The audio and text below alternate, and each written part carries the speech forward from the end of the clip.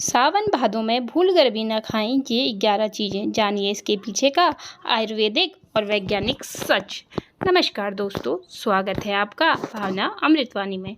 आज के इस वीडियो में हम एक बेहद महत्वपूर्ण और सेहत से जुड़े विषय पर बात करने जा रहे हैं। हर साल सावन और भादों के महीने शुरू होते ही हमारे घर के बुजुर्ग कुछ चीज़ें खाने से सख्त मना करने लगते हैं, जैसे कड़ी, दही, बैगन या गोभी। बचपन में हम अक्सर सोचते थे कि यह सिर्फ पुराने जमाने के अंधविश्वास या धार्मिक नियम है, लेकिन असलियत इससे काफ़ी अलग है। आयुर्वेद और आधुनिक विज्ञान दोनों ही इस बात को मानते हैं कि मानसून और चातुर्मास के दौरान हमारी पाचन शक्ति यानी जठराग्नि बहुत कमज़ोर पर पड़ जाती है। हवा में नमी और वातावरण में ठंडक होने के कारण हमारे पेट में एसिड बनने और भोजन पचने की गति धीमी हो जाती है। ऐसे समय में कई ऐसी साधारण और स्वादिष्ट चीज़ें होती हैं जो हमारे पेट में जाकर जहर का काम करती हैं और गैस, एसिडिटी, सुस्ती तथा गंभीर बीमारियों का कारण बनती हैं।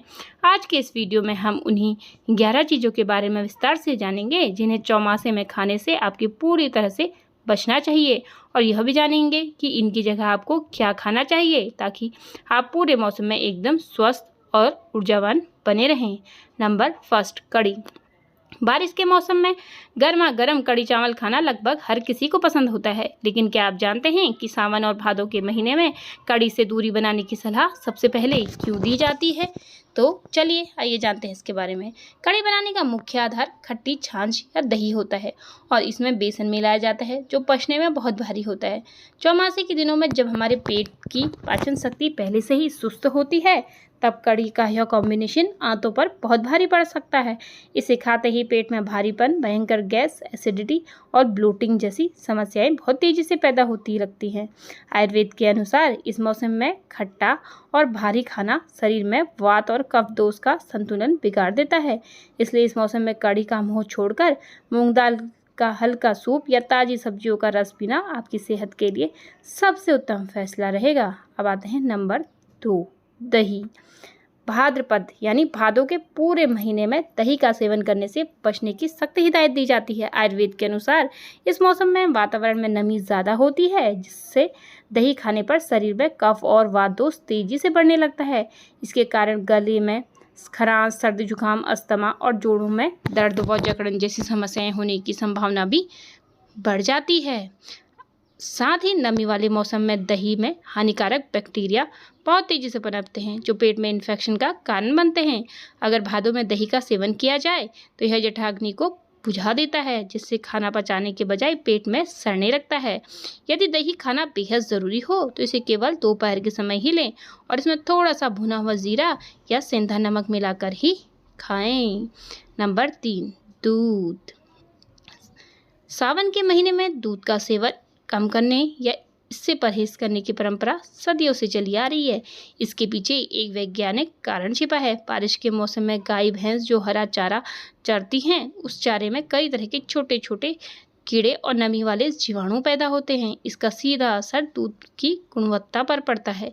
सावन में दूध का अत्यधिक सेवन वात रोग और एसिडिटी को बढ़ा सकता है, जो पाचन क्रिया को और धीमा कर देता है। यही वजह है कि सावन में दूध पीने के बजाय भगवान शिव का दूध से अभिषेक करने का नियम बनाया गया था। यदि आप चातुर्मास में दूध पीना भी चाहते हैं तो उसे बहुत अच्छी तरह उबालें और उसमें थोड़ी सी हल्दी मिलाकर ही पिएं ताकि उसके दुष्प्रभाव कम हो सके। नंबर 4, छाछ। आषाढ़ के अंत और पूरे चातुर्मास के दौरान छाछ या मट्ठे का अधिक सेवन आपके पाचन तंत्र को पूरी तरह बिगाड़ सकता है। बारिश के मौसम में हवा में ठंडक होती है और छाछ की तासीर भी ठंडी मानी जाती है। ज़्यादा खट्टी या बासी छाछ पीने से पेट में गैस, एसिडिटी और कफ की समस्या तेजी से बढ़ती है। नमी वाले मौसम में छाछ बहुत जल्दी खट्टी हो जाती है, जो हमारी आंतों को के गुड बैक्टीरिया के संतुलन को नुकसान पहुंचाती है। अगर आपको छाछ पसंद है तो इसे केवल ताज़ी स्थिति में दोपहर के समय भुना जीरा और काला नमक मिलाकर सीमित मात्रा में ही पिएं। रात के समय तो छाछ का सेवन इस मौसम में भूलकर भी नहीं करना चाहिए दोस्तों। नंबर 5, बैगन। बैगन एक ऐसी सब्जी है जिसमें बारिश के दिनों में अंदर ही अंदर बारीक कीड़े लगने का खतरा सबसे ज़्यादा रहता है। बाहर से बैगन कितना भी साफ और चमकदार दिखाई दे, लेकिन अंदर उसके बारीक बीज और कीड़े छिपे हो सकते हैं जो सामान्य आंखों से बिल्कुल भी नहीं दिखते। आयुर्वेद में बैगन को वात बढ़ाने वाली सब्जी माना गया है। बारिश के दिनों में बैगन खाने से शरीर में वात और पित्त का असंतुलन होता है, जिससे त्वचा पर खुजली, दाने और एलर्जी हो सकती है। अगर आप इस मौसम में बैगन बना भी रहे हैं तो उसे काटकर बहुत अच्छी तरह जांच लें और बिना हींग मेथी के तड़के के इसे बिल्कुल भी ना पकाएं। नंबर 6, कटहल। कटहल स्वाद में भले ही लाजवाब हो, लेकिन उसे पचने में बेहद भारी और समय लेने वाली सब्जी माना जाता है। चातुर्मास के दौरान जब हमारी पाचन शक्ति धीमी होती है, तब कटहल जैसी भारी सब्जी खाने से पेट में ऐंठन, अपच और भारीपन महसूस होने लगता है।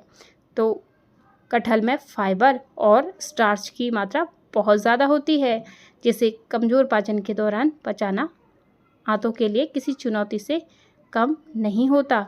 कमज़ोर पाचन वाले लोगों को इस मौसम में कटहल से पूरी तरह दूरी बना लेनी चाहिए, वरना यह कब्ज़ और गैस का बड़ा कारण बन सकती है।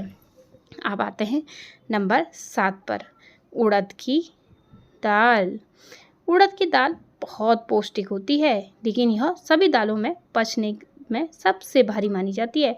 चौमासे के दिनों में जब शारीरिक गतिविधियां कम हो जाती हैं और पाचन सुस्त हो जाता है, तब उड़द की दाल या उससे बनी चीज़ें जैसे उड़द के बड़े या कचौड़ी खाने से पेट में ब्लोटिंग और गैस की समस्या तुरंत पैदा हो सकती है।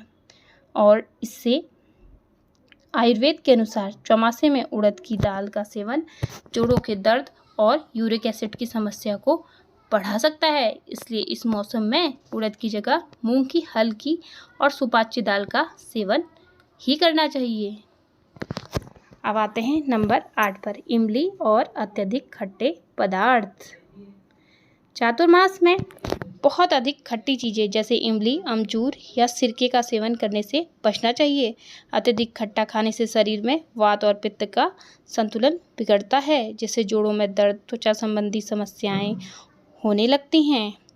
खट्टी चीज़ें पेट में तेज़ाब यानी कि एसिड की मात्रा को बढ़ा देती हैं, जिससे सीने में जलन और खट्टी डकारें आने लगती हैं। यह खून में पित्त बढ़ाकर चेहरे पर कील मुहासे भी पैदा करता है। भोजन में खटास के लिए इमली या सिरके की जगह थोड़ा सा ताज़ा नींबू का रस इस्तेमाल करना ज़्यादा सुरक्षित होता है दोस्तों। अब आते हैं नंबर 9 पर, तला भुना और मसालेदार भोजन।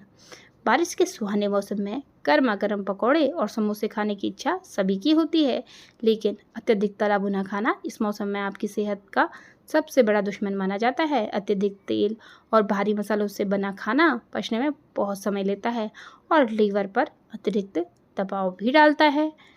बारिश के मौसम में लीवर इनके एंजाइम्स का रिसाव धीमा हो जाता है, जिससे तला हुआ खाना आसानी से नहीं पचता और दिन भर आलस, सुस्ती व पेट खराब रहने की समस्या बनी रहती है। अगर कुछ मन करे भी तो घर पर बहुत कम तेल में बना गरम और ताज़ा खाना ही खाएं। नंबर 10, प्याज और लहसुन। आयुर्वेद और पारंपरिक दृष्टिकोण से चातुर्मास के दौरान प्याज और लहसुन की तामसिक आहार माना जाता है, लेकिन वैज्ञानिक दृष्टिकोण से देखें तो नमी वाले मौसम में प्याज और लहसुन की परतों में फफूंद यानी ब्लैक फंगस और सूक्ष्म बैक्टीरिया बहुत जल्दी पनपने लगते हैं। इसका अधिक सेवन पेट में गर्मी और इन्फेक्शन पैदा कर सकता है। इससे चातुर्मास में इनका त्याग करके सात्विक और हल्का भोजन करने की सलाह दी जाती है, ताकि शरीर प्राकृतिक रूप से डिटॉक्स हो सके और मन एकदम शांत रहे। नंबर 11, फूल गोभी और पत्ता गोभी। फूल गोभी और पत्ता गोभी की बनावट ऐसी होती है कि इसके पत्तों और परतों के बीच बारीक कीड़े गहराई में छिपे रहते हैं। बारिश के दिनों में नमी के कारण इसमें टैमवर्म जैसी परजीवी कीड़े पनपने का खतरा सबसे ज़्यादा होता है, जो सादे पानी से धोने पर भी आसानी से बाहर नहीं निकलते। यह टैमवर्म भोजन के जरिए पेट में पहुंचकर आंतों से चिपक जाता है और आपके शरीर के सारे पोषक तत्व खुद सोखने लगता है, जिससे इंसान धीरे धीरे कमज़ोर होने लगता है। इसके अंडे इतने सूक्ष्म होते हैं कि पकने के बाद भी कभी कभी जीवित रह जाते हैं। इससे चातुर्मास में गोभी की जगह लौकी, तुरई, परवल और कद्दू जैसी ताज़ी और सुरक्षित सब्जियों का ही सेवन करना चाहिए दोस्तों। थोड़ा सा खान पान में बदलाव करके आप इस पूरे मानसून और चातुर्मास के मौसम को बिना बीमार पड़े पूरा मजा ले सकते हैं। अगर आपको आज की यह जानकारी उपयोगी और अच्छी लगी हो तो इस वीडियो को एक लाइक ज़रूर करें और अपने दोस्तों व परिवार के साथ शेयर करें। ऐसी ही बेहतरीन और स्वास्थ्य संबंधी जानकारियों के लिए हमारे चैनल को सब्सक्राइब करना बिल्कुल ना भूलें। कमेंट में राधे राधे ज़रूर लिखें। मिलते हैं अगली वीडियो में, तब तक के लिए स्वस्थ रहें, मस्त रहें और धन्यवाद। जय श्री कृष्णा। राधे राधे।